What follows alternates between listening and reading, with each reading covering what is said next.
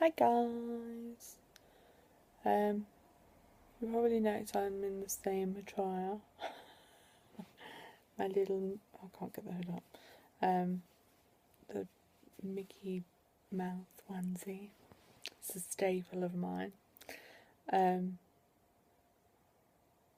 I'm not putting this on to just film every single video, but I figured I might as well make a few on the go. My husband's out tonight, so I've got the house to myself. I thought I'd give you kind of a little bit of that background information and my female problems. Like in a nutshell, if I was to go into proper detail, you'd be here all night, all day tomorrow, most of the evening tomorrow as well. And you know, you're going to get bored of me on your own. You're not going to need help to do it this quickly. Yeah, so I'm 29 now, and I've basically had problems with my bits downstairs since puberty. Oh, a little disclaimer: anyone who doesn't want to hear the words like period or smear test or I don't know what else I would say, like regularly, cervical mucus, something like that. If you're a bit squeamish and don't want to hear any stories like that, this probably isn't the channel for you. Yeah, I'm not going to be like unnecessarily like really over the top graphic or anything, but all of the videos are probably going to be a little bit TMI. So if you're not into like hearing anything like that, probably isn't for you. Yeah, I was 11 when I started my periods, and for the first year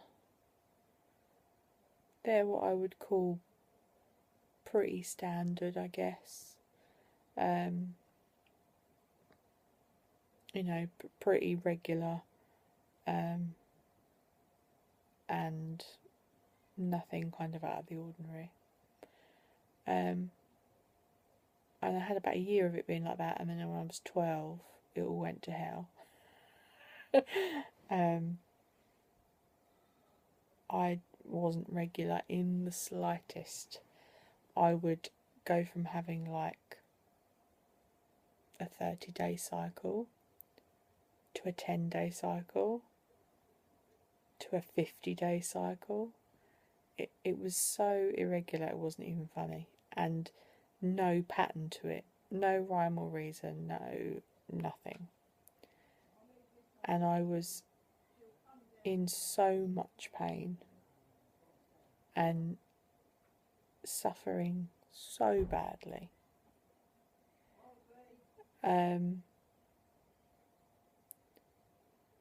Headaches used to be debilitating. Like literally I would have to lay in dark rooms because the migraine would just take over everything.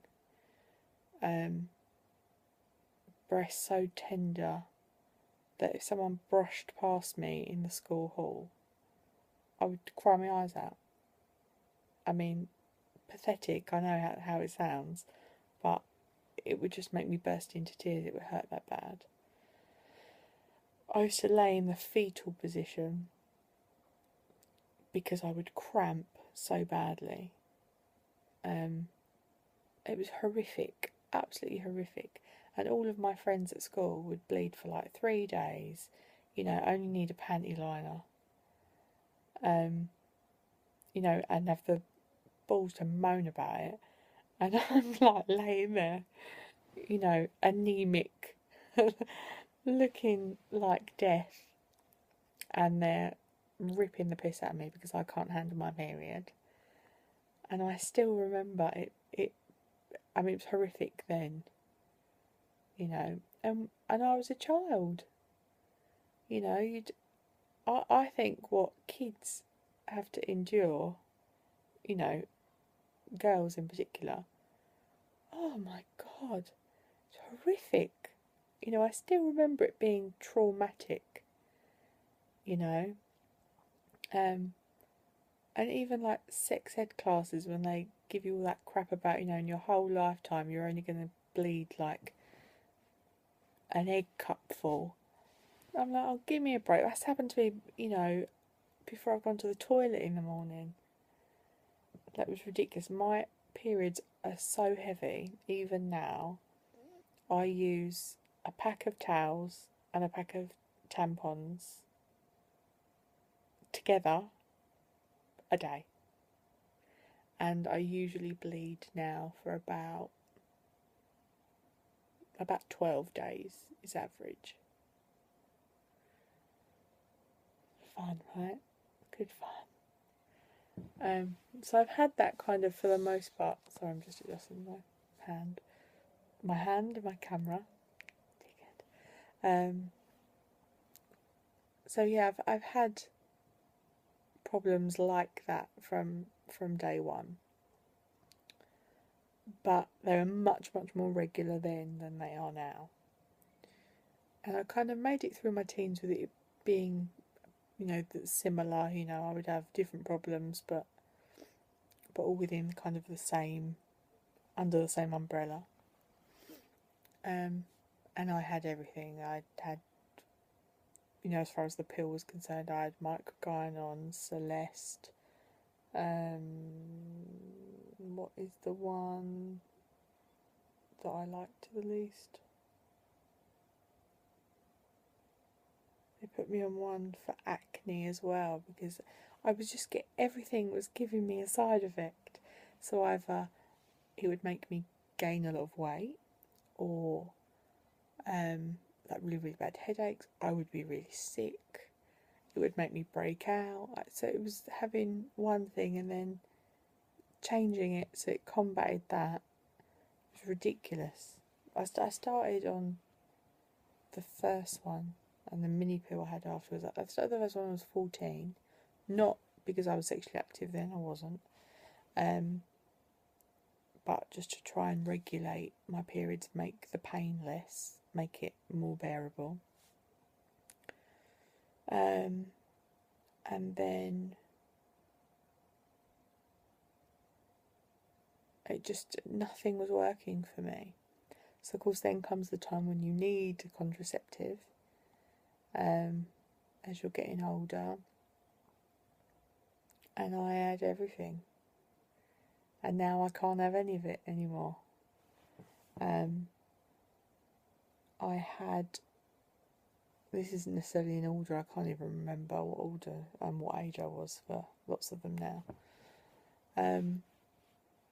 I had the implant, which worked as far as contraception was concerned. And I had that for about a year, and it got embedded in my arm. They wanted to take it out because I was having problems like with fainting and being dizzy, and you know, my periods were no better. And I was kind of under investigation by then to kind of see what was going on with me. And they couldn't even get the bloody thing out. I had to go and have it surgically removed. So that was fun. I had the injection. The injection made me bleed solidly. I bled every day for 3 months. So for me, it was only a brilliant contraceptive, because there's no way you're going to have sex when you're on your period all the time. And that was it. Yeah, that wasn't great for me. What else did I have? Oh, and the miracle cure that they were hell-bent on was going to be the thing that, you know, turned my system around, was the Marina coil. and it ruined my life, or at least that part of my life. No, without sounding overly dramatic. I was having such problems with my system. My periods, the symptoms from any cycle, it was just terrific. And I was under investigation with the hospital by then, and they assumed I had endometriosis, which my mum has got and had quite severely when she was younger. So they naturally presumed that's what I had. So I went in and had a laparoscopy and a hysteroscopy. For those of you that don't know what that is, a laparoscopy is basically a keyhole surgery. It's a camera and a tube that goes through your belly button. And a hysteroscopy is exactly the same thing, but it goes up your vagina through your cervix, so up that way. This was all under general anaesthetic, and the intent was to put the Mirena coil in at the same time, whilst investigating the endometriosis. Anyway, I came round from surgery. They confirmed I had put the Mirena in, and to tell me I didn't have endometriosis. I had a completely clean, healthy, ordinary looking womb, and should have no problems in the future whenever I decided to have children. Everything looked fine, and my cycles and my pain that I was enduring and everything that was bad was put down to the fact that I was just unlucky.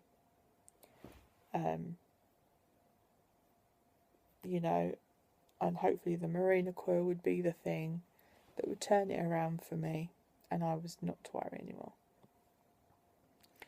I had the coil in for not quite a year. I found myself getting angry about it now as I talk, and it's ridiculous. Calm down, Chantal. It was less than a year, and I was admitted into hospital with one of the most severe pains I've ever had, low down in my abdomen. And they really don't know what was wrong with me. They didn't have a clue. The gynae team were referring me to the bowel team were referring me back to the gynae team. No one knew what was going on. I was pretty convinced it was gynae because everything had always been gynae for me. And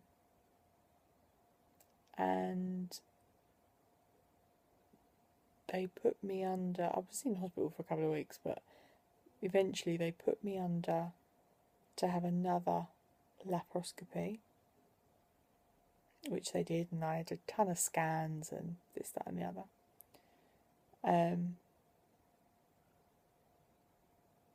And basically it boiled down to the fact that the Mirena coil had to come out, and they thought it had given me polycystic ovarian syndrome, PCOS.